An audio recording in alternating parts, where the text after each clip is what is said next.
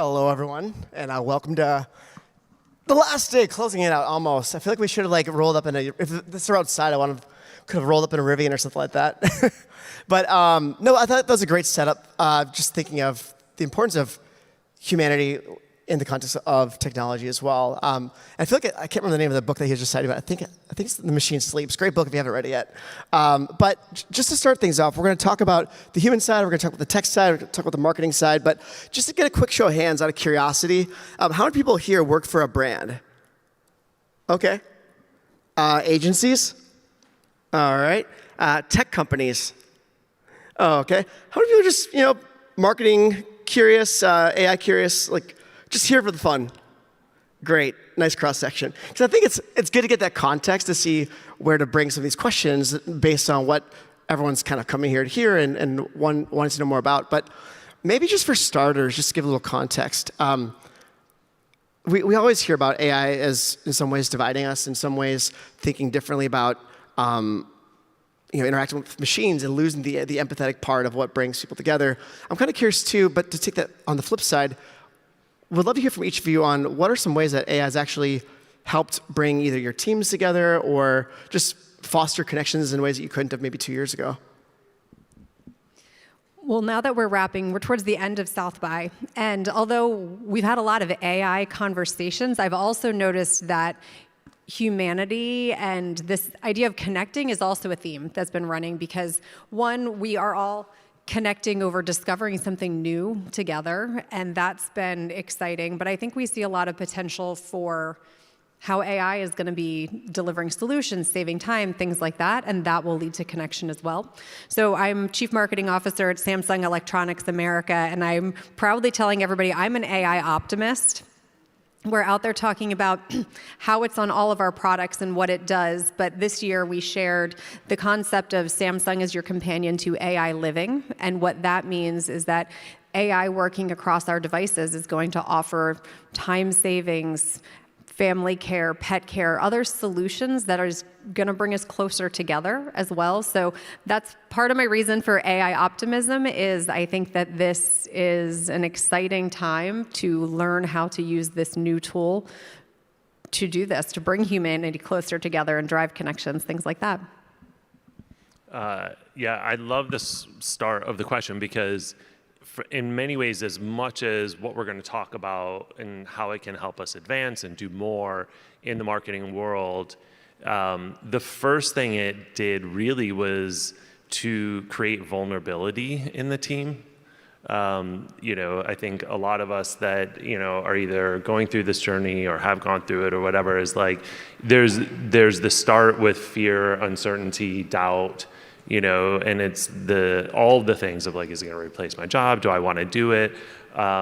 Change in general freaks people out. And so what it allowed us to do was just kind of get all of that on the table.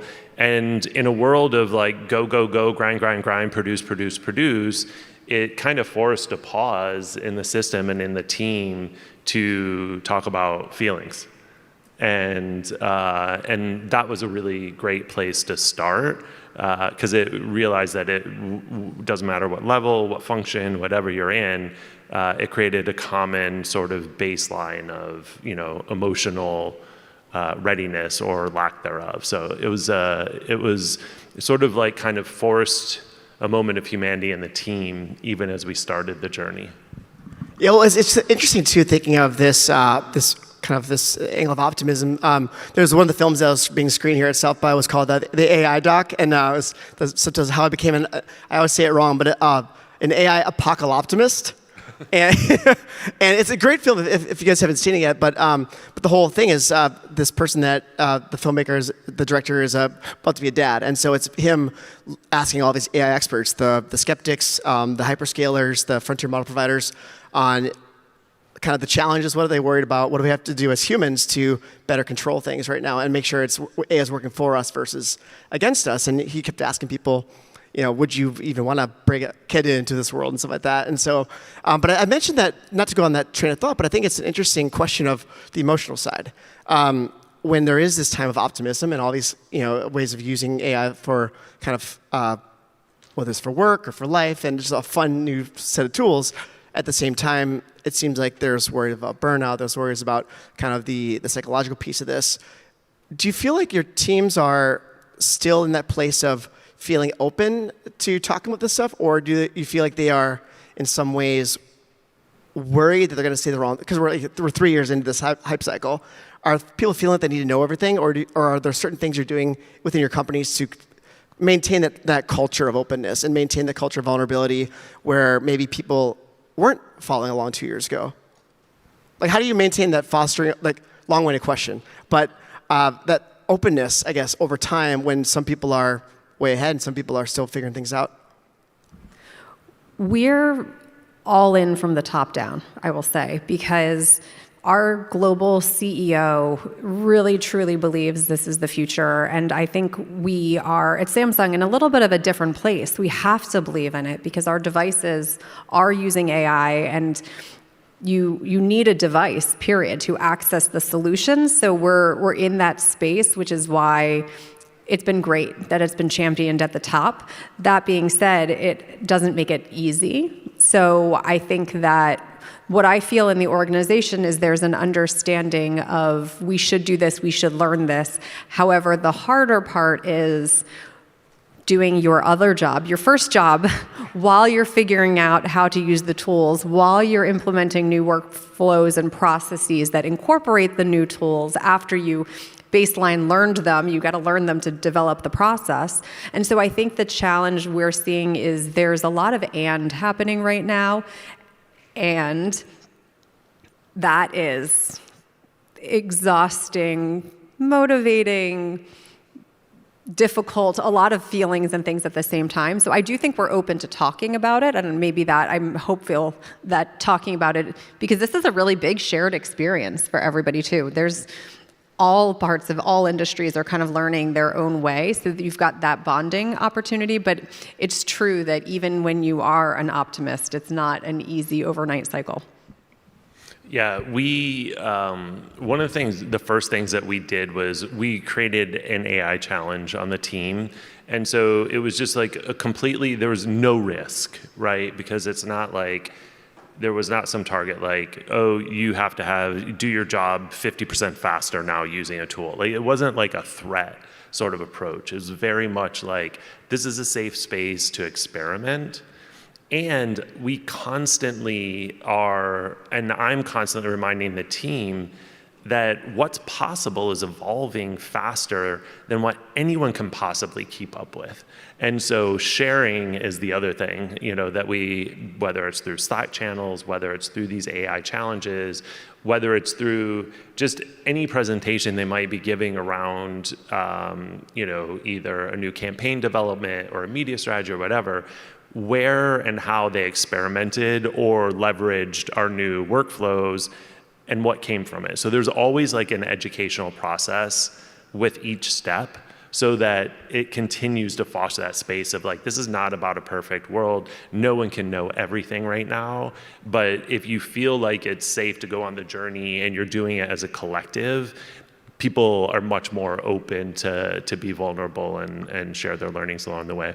Yeah, it makes a lot of sense, and it makes you kind of want to ask, what is maybe one of those examples, something that someone presented that maybe blew you away or that you thought was interesting and maybe like illustrative of the ways that people are thinking about it?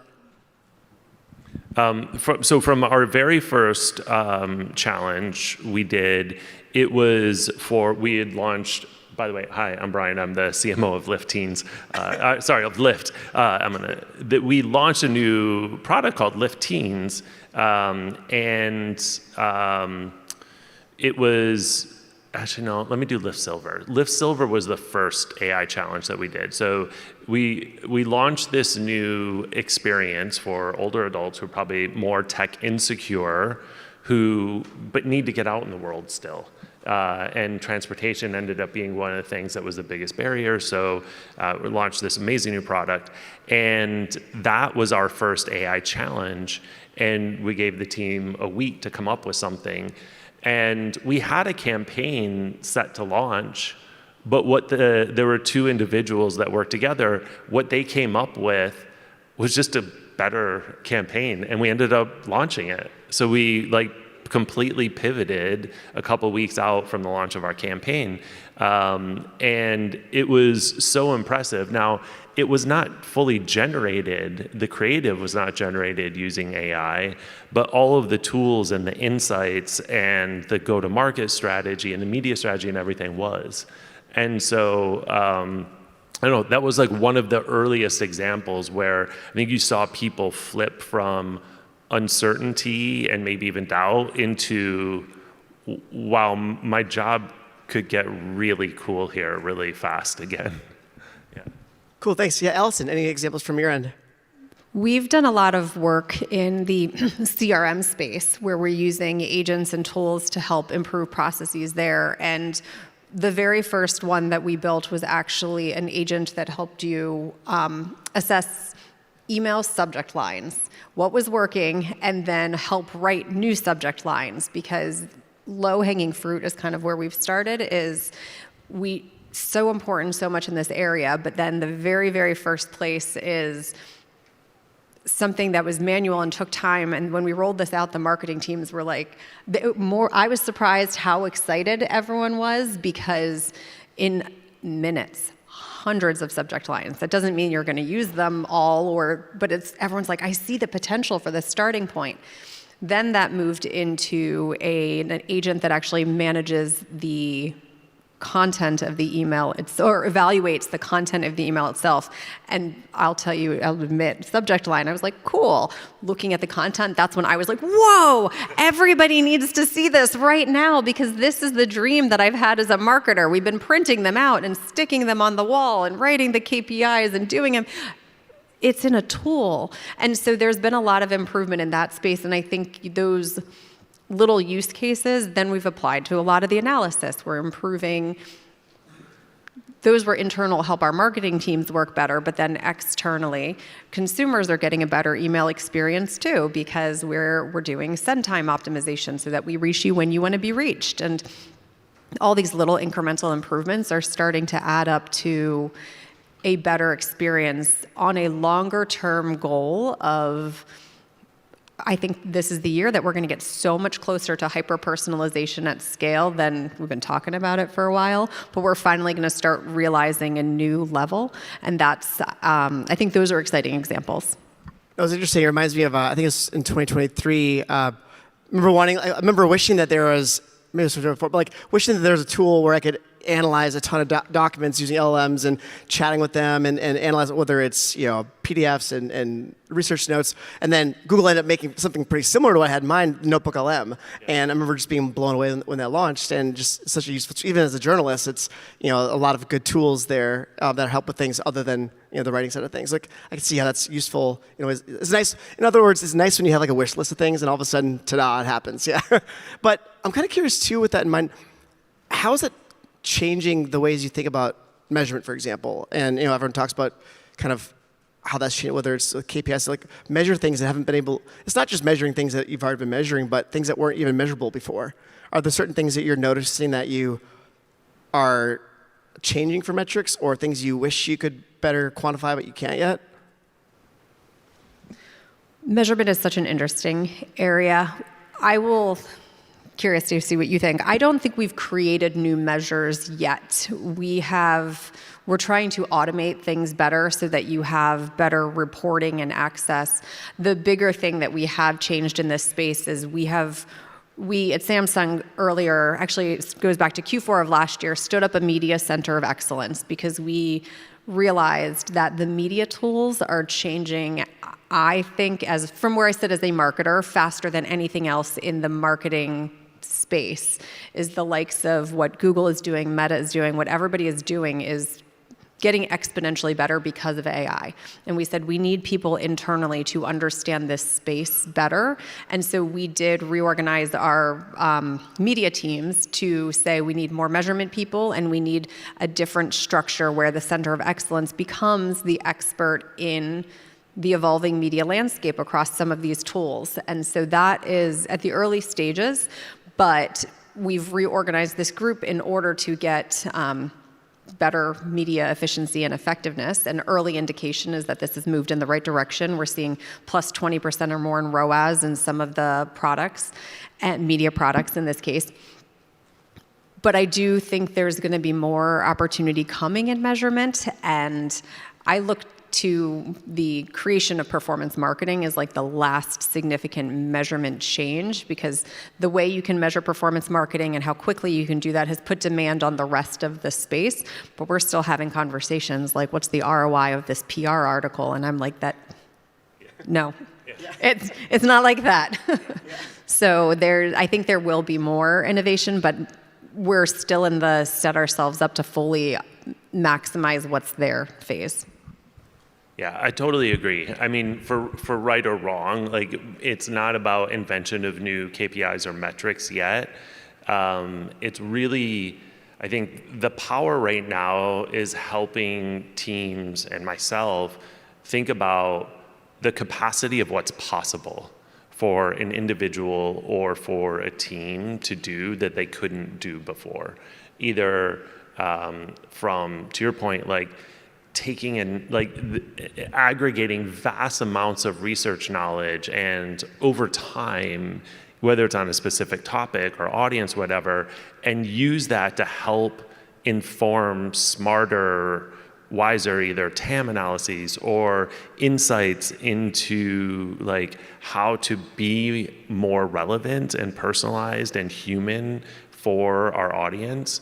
Like that stuff, I don't think it's worth putting new metrics on it yet, because it's still serving a bigger outcome for the business, and that's the most important thing.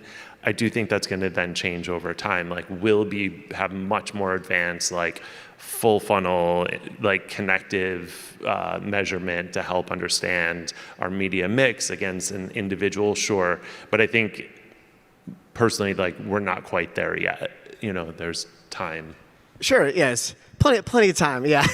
Yeah. Well, it's interesting too, thinking about that, because on the one hand, and I'm sure it's different within every company, but often R&D is not something that you need to measure, because that's the kind of the point of it is, you know, being able to explore and not worry about the metrics.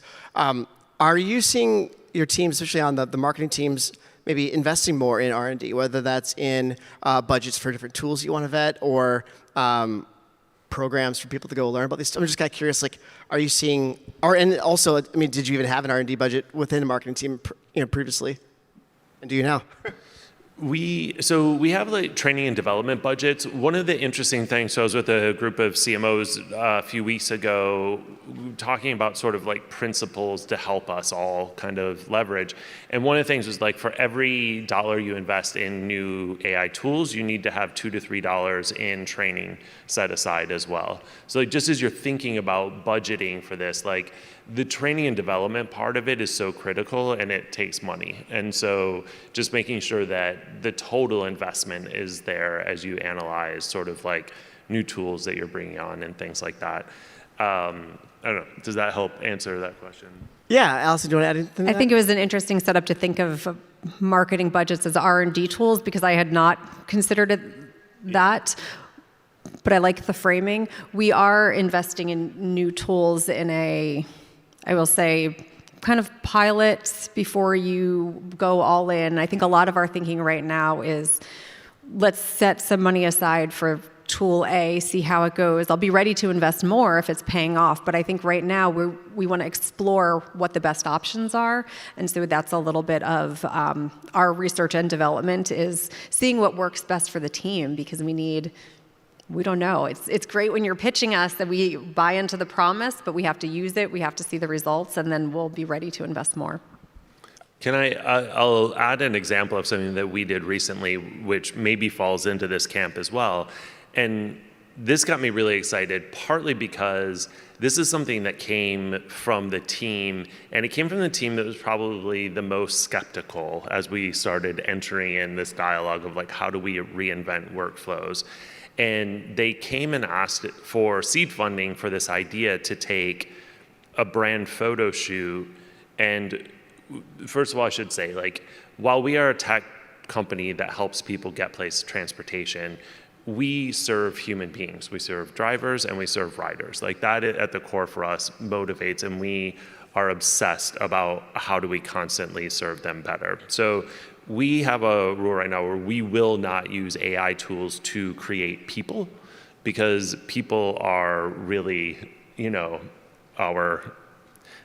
are the humanity. And so like we just won't do that. But they came and asked if we could do an AI photo shoot to try to create a brand library that was essentially infinite for all of the different scenarios, so that we could be hyper personalized of geography, daytime, occasion, style, age. So what they did is they took a very small 6-figure budget and did this AI shoot where they could change then from the car to the city to the weather to the daytime and all these things instantly, and they were doing it on set and feeding it into Weavy, which is a mind-blowing tool, and then creating this sort of like infinite library.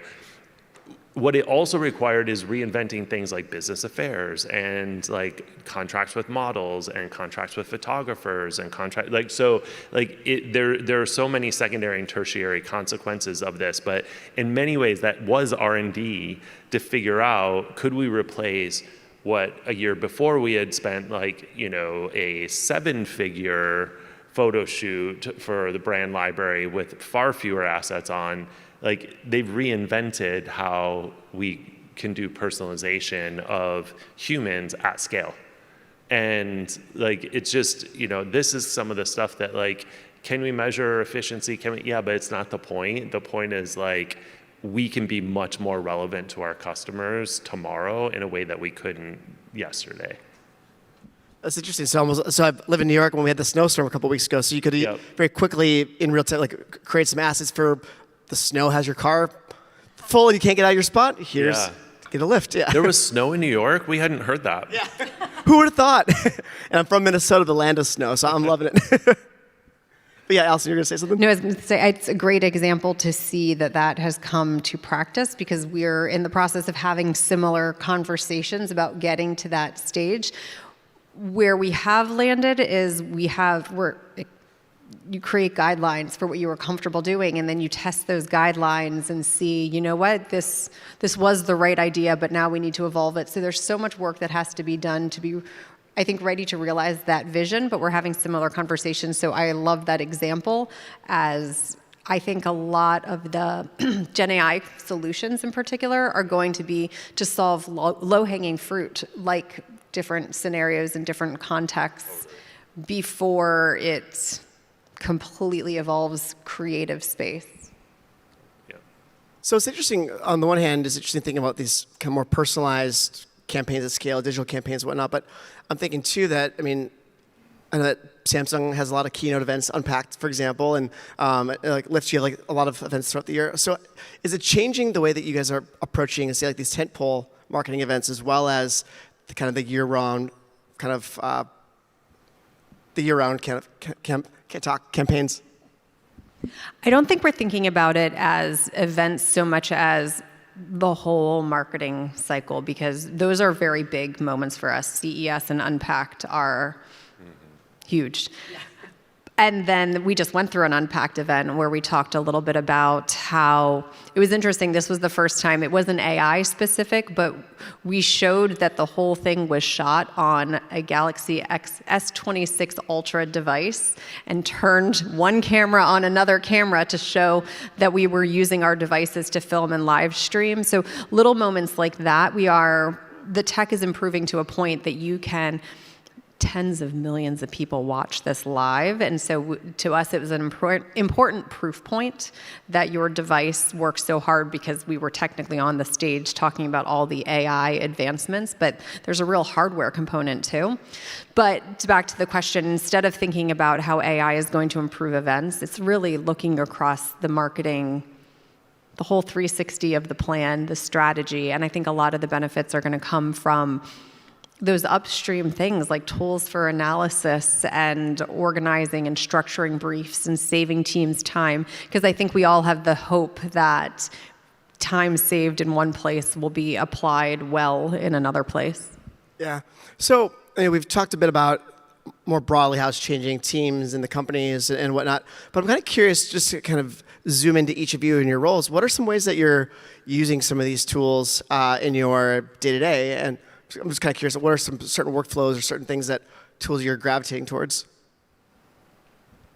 I can go. So we've now evolved from sort of like, hey, just try stuff, do these AI challenges, to really breaking down workflows where we see the greatest opportunity for impact based on what we've learned so far. So like from kind of like the core go-to-market teams, being able to, we've built agents within Gemini because we're a Google Workplace organization, so like we use Drive, like all your emails, like we Gemini record every meeting, so it can take all of that data, all of those conversations, all of those action items, and then we built these agents to develop go-to-market strategies for whether it's launching a new product, a new campaign, and there's massive human intervention, but now the human intervention is not on the sort of like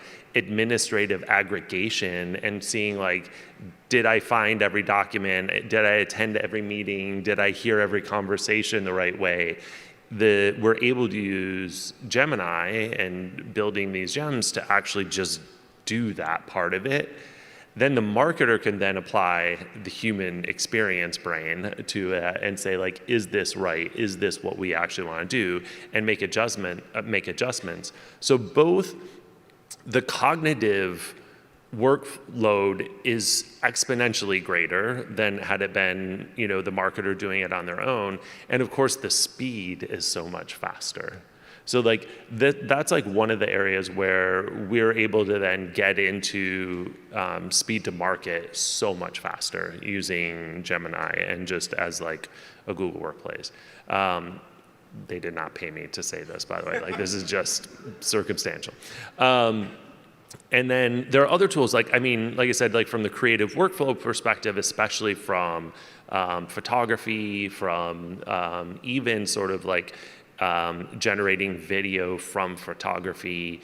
Weavy has just been this like really cool tool that that we've been leveraging, and if you haven't seen it, like it's a pretty mind-blowing one. And we've experimented with a number of others, but you kind of have to keep going back to the well, because 30 days later, that tool, you're like, oh yeah, but it didn't do that.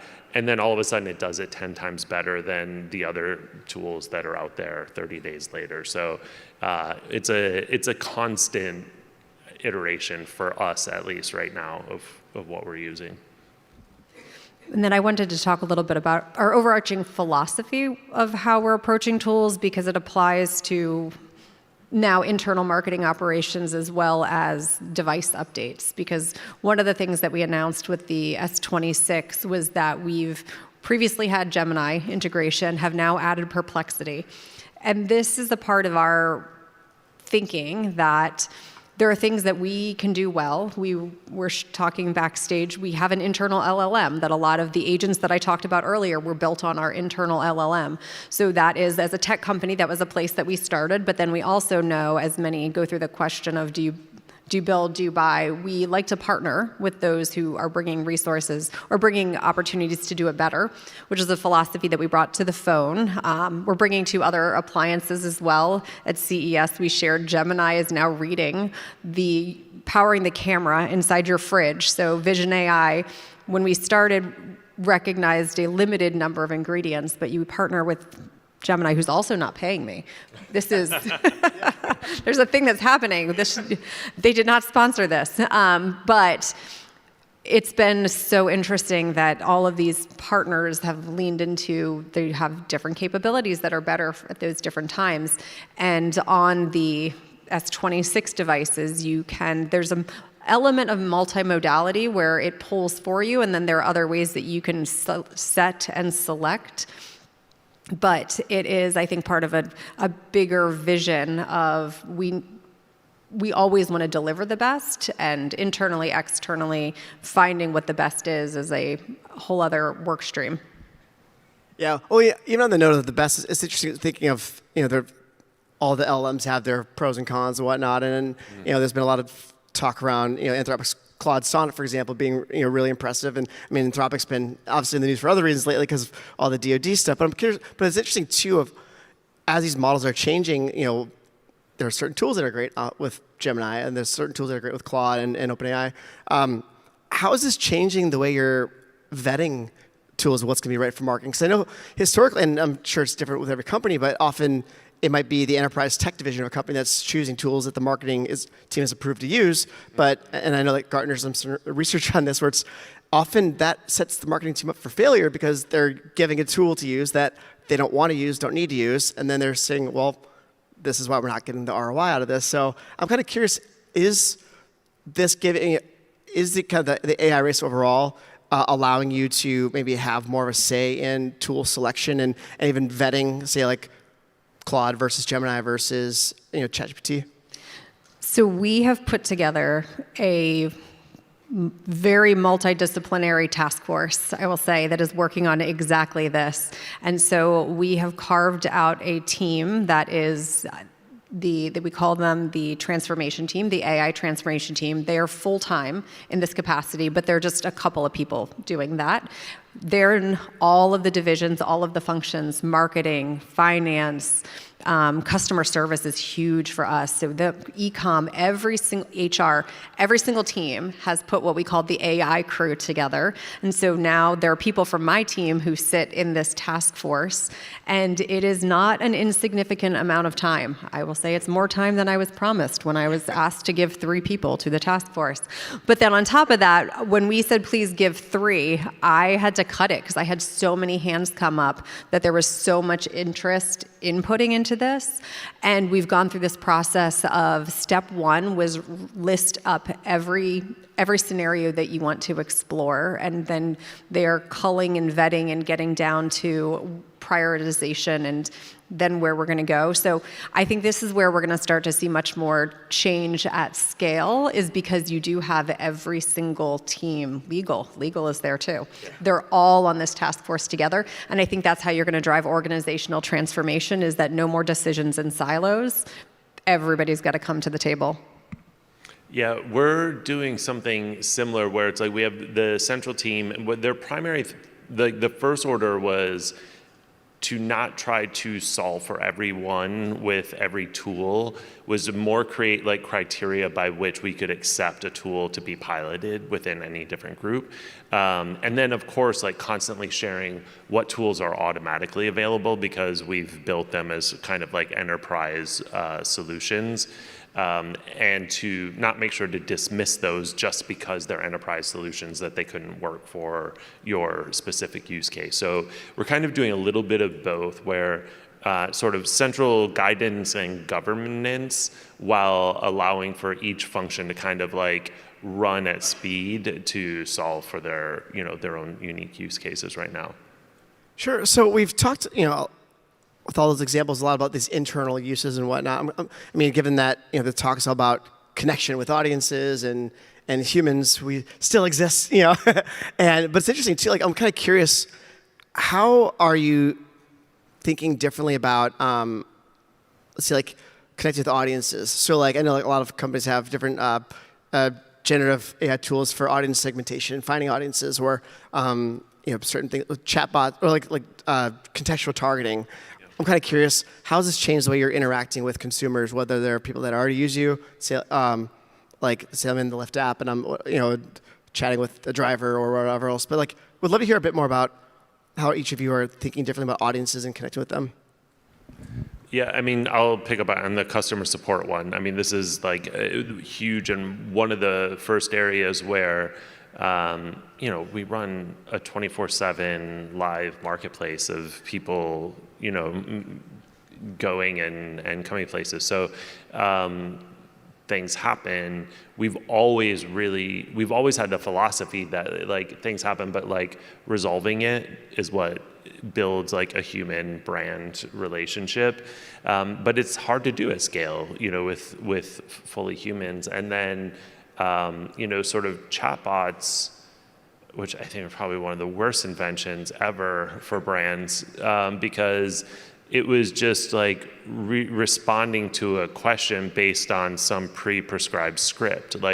And we all have been, I'm sure, driven to near like insanity trying to interact with a company's chatbot, because it's not actually dealing with me as a human. It's working through a logic script.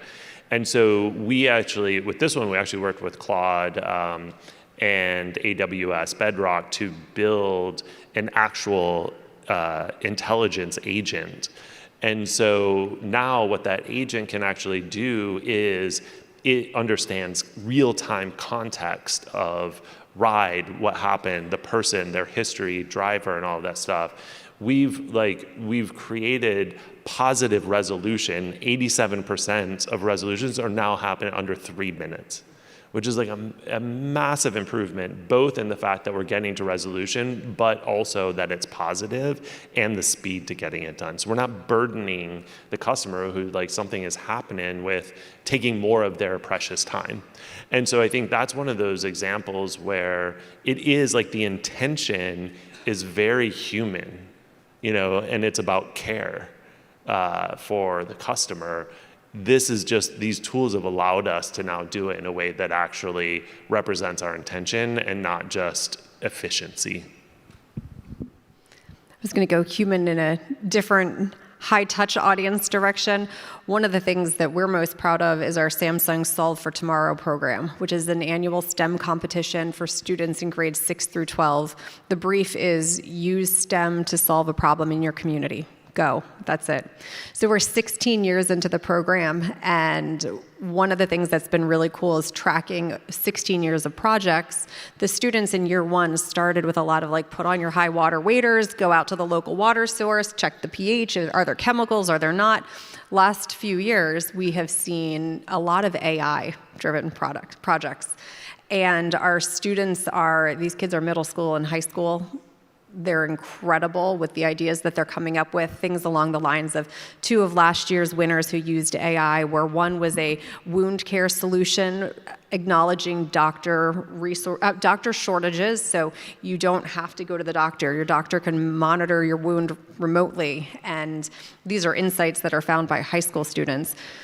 So we're so excited with where these ideas are going that our next level is that we're starting to invest in these students to bring their ideas to life. So for the first time out of year 15 last year, 2 of the groups are now being supported by Samsung engineers and Samsung teams to build their ideas, and we're taking them on world tours with us. We brought 2 of them to the Olympics in Milan to share their ideas on a global platform.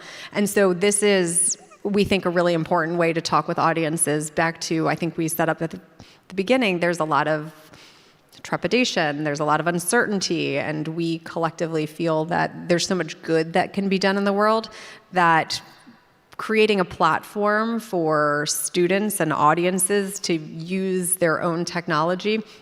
And now we're not encouraging AI, but we're seeing a natural increase because they're so curious about it and see so much application, that this is kind of another area where we're thinking about audience connection and ways to build, hopefully, consumers of the future, because they're young today, but hopefully these really positive experiences over time will build affinity and long-term partnership. That's interesting. Yeah, it makes me wish that was around when I was in high school way back in the day. Yeah. My son is in 2nd grade, and he's like already thinking about his ideas, and we're like, you got some time. That's awesome. Well, it's interesting too. I'm kind of curious, even just thinking of the ways you're both showing up in all these different contexts. I know everyone's, especially in the marketing world, have been thinking about brand discoverability and how that's changing with AI search and within LLMs. And I know there's a lot of questions around the GEO question. I mean, and there's, because of the kind of the the challenge with explainability of these models. It's not even, I mean, even though there are certain geo startups that are popping up, I mean, there's no way of proving a lot of what's going to work and what's not across different ones. So I would love to hear how that's changing like how you think about showing up in different platforms, making your websites. Does that worry you at all, I guess, when you're thinking of, you've shown up in search for 10, 15, 20 years, and all of a sudden it's a new kind of black box. So maybe that's a two-part question. How worried are you with search changing, and then what are you doing to address it? I don't know if worried is the right word, so much as accepting and running at it. But this is one of those areas where the work has doubled because SEO is not over, search engine marketing is not over, but here comes GEO. What's been really, I get a little excited. I don't know if my team feels excited or if they feel that here comes more work, but we're in the process of creating a new way to operationalize the way we're going to work for GEO, because we have established recently that everything has a role in it. You have your branded site is having a comeback. Your PR is more important than ever. I've been telling that to journalists all over the place. PR is more important than ever because we need real, credible information all over the internet. You have to think about creating more video content because the tools have insatiable appetite for video. We can't possibly create enough, so creators are more important than ever. So literally every part of the marketing mix, I feel, has gotten, it's my interpretation, more important than ever before. So now we have to operationalize around that. But the thing that I am less comfortable with is answering the question about where have all the clicks gone. So if anyone has a solution for explaining to management and our D2C leaders where'd those clicks go, I could use some advice in that regard. Yeah, I 100% agree with everything you said. So it's like, I think it's less about worry and more just around like making sure like we are incredibly prolific with quality branded content that is training the LLMs. I think the bigger worry, and this is a little more like just Brian philosophical, is like the ability to generate shit content at scale, and the enshittification of the internet is going to accelerate so fast. And I fully agree that like what it is going to come back to is a need for, which we've always had, it's just been sort of like diminished, sadly, high quality journalism that is real. And then the question is like, where does that go? Who owns it? And then which LLMs have access to training against it? But that's like a whole different thing. But for now, it's making sure that we are prolific in the amount of quality content for our brand that shows up to train the LLMs. I heard a conversation earlier this week that I thought was interesting around there's an emerging theory that content is going to, I guess I'll say, police itself, because low quality content is not going to do what you need. And so it's going to become sort of this self-fulfilling machine of you're going to need more quality content, because hopefully, as the LLMs also get better, quality gets pushed up, low quality gets pushed down. That will encourage more quality creation, less slop, and I don't know. It's an emerging theory, but it is something that I want to watch because it's not a guarantee either. Yeah. Well, it's interesting too. Yeah, because I mean, I hope it's, as a journalist, I hope that's the case. But it's interesting too because I mean, each of these platforms some of them have licensing deals with certain companies, others are being sued by certain companies, and so it seems like based on partnerships and legal disagreements, that's often affecting what's showing up, and so. I love to just kind of do a deep research prompt on like all four and see what's showing up. But I'm seeing a lot of crap that's showing up, like a lot of websites that either don't exist or. So I hope that's true, but I haven't seen a lot of that yet. I mean, the brilliant thing about it is like when you're interacting with any of that, keep asking the question, how did you come to that conclusion? How did you come to that? Where did you, and it will ultimately tell you. So like, I mean, this is the thing is like use the LLMs to help figure out how they're doing their work, to figure out how you can, yeah. I've had some fun arguments with Perplexity, asking certain questions about that same thing. Yeah. So one other question on that train of thought. So you both have mentioned the importance of news and quality information, but we've seen how platforms like Google and Meta are increasingly taking a lot of ad revenue away from publishers, and seeing now with ChatGPT, there's just a very small percentage of referral traffic. So are you both investing more, let's say like advertising more directly with publishers to help fund that quality journalism? One of my favorite areas in this space is actually the emergence of affiliate marketing. I think affiliate is a space that is still growing very quickly, and we've seen some great results. And what we are trying to follow now is the thread of yes, I need my PR team out there talking with you and creating that content, but if I can support you, a publisher, through an affiliate link that is helping with some of this offsetting the advertising costs that are lost, I'm bringing you back to my brand in a different way. So it is something that we're very hot on right now, and personally, I love the affiliate. I think there's so much more to learn and go on there that we're really leaned in to this theory that I think affiliate will also be good for the LLMs and create a virtuous cycle. Yeah, my yes and to that one is like instead of thinking of like looking to publishers as eyeballs that we can place our ad in, it is co-creation of content, and that it's quality content that we both stand by. And so again, it like comes back to like creating prolific, high quality content. So we're going to have some questions up here. I'm going to look through to see which ones we haven't answered yet. But as I'm looking through these, one other quick one to ask on that train of thought.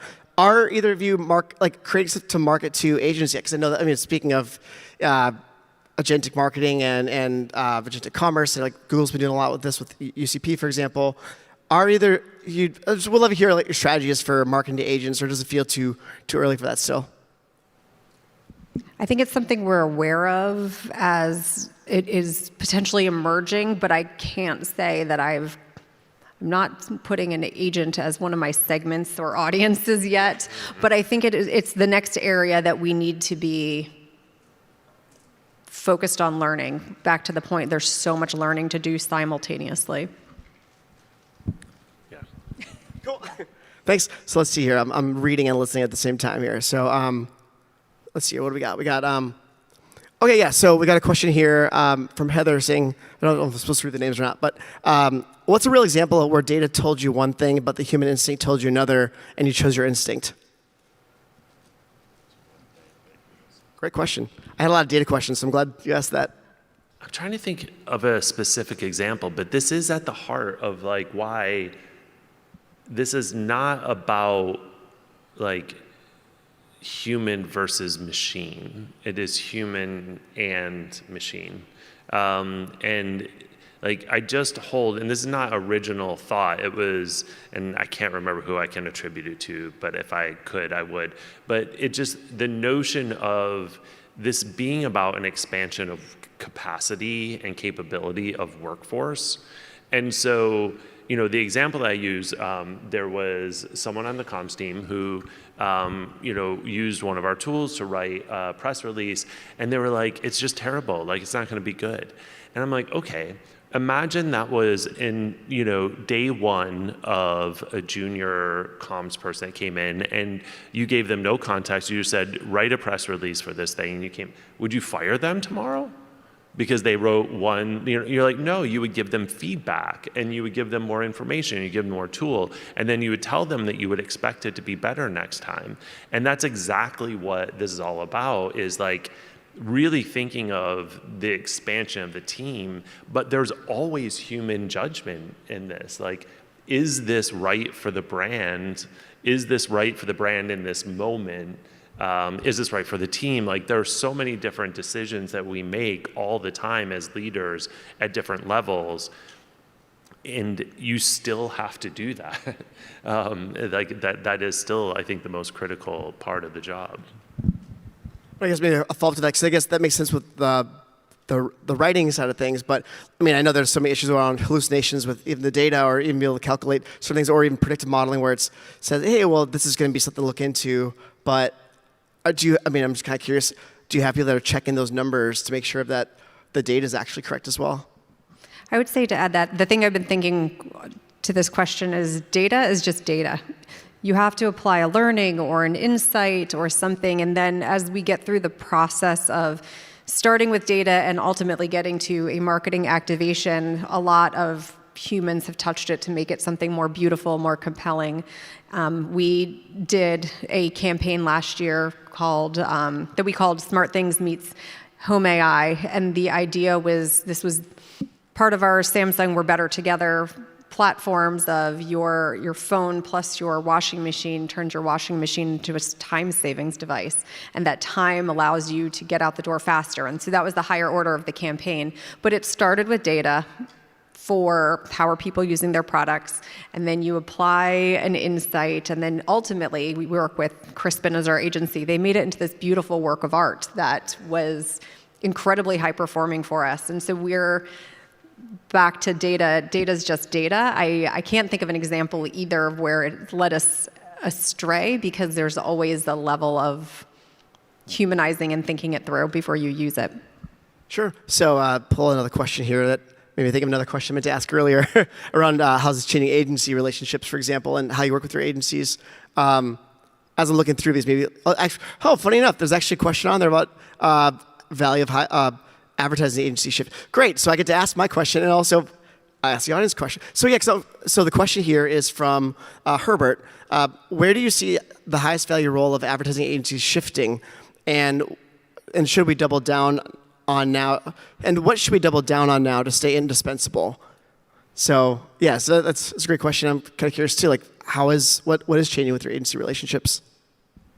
For us, our agency partners are still indispensable partners, and we're asking our agencies to apply similar principles that we're expecting of our own teams, which is to say, get smarter, get faster, keep up with the times, because I think if you have more hands on deck learning and applying, we're going to be better off. But then within our agency partners, there are also a whole raft of tools that they've invested in that we're not fully optimizing. So where we really are is in the process of trying to figure out so much that could be on the table. What do we want to put on the table from agency tools, from internal tools, from licensed tools? So I think that our agency partners, for at least how we look, I know a lot of brands are having a lot of different perspectives, so I can't speak to everybody in a universal truth, but to us, super important partners still, and are helping us on this AI journey because they're going through their own parallel AI journey. Yeah, very similar. And I definitely have peers who are like, I'm getting rid of my agency because of AI. I think that that's wrong, just fundamentally, because external perspective on innovation, on creativity, but we still you need partners in crime who are trying to help you solve for the continuous pursuit of breakthrough, of innovation, of what's possible. What's really cool right now is we get to say okay, what wasn't possible a year ago that now is, or what would need to be true for us to do this really brilliant idea in half the amount of time than what we had before. And they're bringing all the experimentations, tools, and stuff like that we aren't ourselves even internally able to get to. So they're indispensable in this process right now. Sure. So one of the questions that I want to ask, kind of related to some of these, but also separately, is what are you doing to protect consumers to, there's all these questions around surveillance pricing and where data from chatbots is being used and whatnot. Are there certain things you're putting in line for guardrails to make sure that when you work with an agency or an ad tech company, that you're protecting your consumers and your data in ways that maybe there are certain guardrails that are in place now that you didn't have previously? We keep talking about how marketing demands have changed. I am very empathetic for our legal team and the privacy department in particular, because this is such fast changing space, and we rely on them to understand it faster than us and keep us on the right track.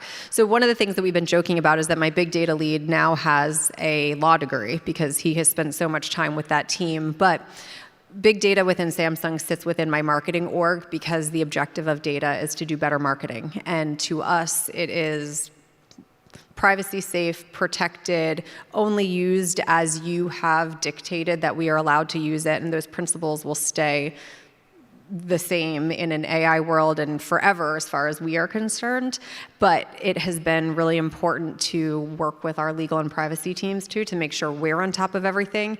And then our agency also has a seat at the table so that we have to make sure our legal team and their legal team are on the same page, because if we're taking a more conservative approach, they have to come to our level and make sure everything is equally protected. So it's been fascinating how much we have learned to follow in this space, but nothing is more important than respecting what our consumers want. One, their protection, and two, that we're using data as they deem appropriate. Yeah, Brent, want to add anything to that? Just that, yes, like our legal, business affairs, policy, privacy teams, like there's a lot there, and I think we're having more fun than they are in all of this stuff. Always, though, always. We have a lot of energy and like a philosophy, a lot of energy of experimentation internally, but we are not rushing to be first to market. Like that, we don't think there's any like valor in putting any of the risk on our customers at all. So like. A lot of the experimentation that we're doing and then what we push live is after like significant sort of like caution on behalf of our customers. Sure, it makes a lot of sense. For so long, that's been a thing for ad tech, but also now with a lot of the training data, what's used, what's not. Yeah, makes sense. So I'll ask another question here. I need new glasses. I'm gonna look at the screen. We got a question from Andy. So companies are starting to hire go-to-market engineers to build AI-first orgs. What are some expectations for this role, and do you see them as engineers or marketers more? Another good question. I mean, I don't know about the title specifically, but I think that like it's, for me personally, like I think about it as just training and development of evolution of role. And a lot of times, I mean, we've gone through these tech evolutions so many times. I mean, we're 23, 24 years old. So like we've seen like one or two of these things, but yeah, we were born with phones in our hands and just understood it all immediately. But it was like you had, whether it was like going through e-commerce phase and you had E in front of your title or whatever, like, so, and then that eventually just goes away. So I think some of this stuff is just very like temporal, like it'll cycle in and out. What's really important is just really thinking about how the core job skills evolve and the tools that you have to get the job done. But the thing that I talk to the team a lot about now is like, I'm making this investment, we're making this investment as a company, yes, for your role here today at Lyft, but this is an incredibly safe space for you to get the tools, training, and development for whatever job you go to next, because any company now is going to be asking specifically, what have you done? Like what tools, like how have you applied AI to your craft to better it, and how would you do that here? And so I think that like for me as more of like as a mentor and a champion of the industry, trying to help ready people for the next phase of their career. Have either of you vibe coded yet, or tried either for work or outside of work? Every week I carve off 2 hours, one on Tuesday, one on Friday, and I am a research analyst, and I'll create synthetic panels off of like raw research data that we have. The next week I'll be a go-to-market marketer. Like I just put myself back into each of the jobs of our function, if you will, and try to learn and be hands-on. Allison?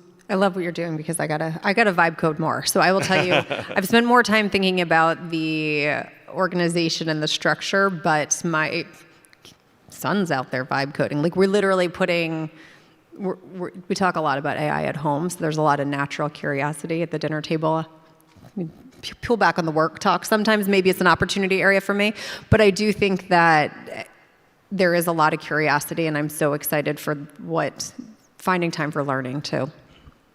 It's awesome. Yeah, it's we don't have any kids yet, but just a dog. But my mother-in-law loves to talk about AI. So does my grandfather-in-law. So they're like, Marty, what's happening with this AI thing? Yeah, they have some really good questions. Yeah, so it's interesting to seeing how this is bleeding into outside of the normal context of who's thinking about it these days. Yeah. Yeah. I think we have probably time for one last question here. There's one that sounded interesting earlier. Where to go? Oh yeah. So if AI leveled, this is from Debbie. If AI leveled the playing field on execution, where does the true competitive advantage in marketing come from next? Creativity. I don't think AI is going to, I'm going to go out on a limb, ever be more creative than humans. And so I think creative is going to keep being the competitive advantage. Yep, agree. Creativity, and I just think judgment. We are emotions. AI is not, and so I think that lens on top of what it can unleash from cognitive workload is incredible. But it's always going to come back to humans to have this sort of emotional and human interpretation.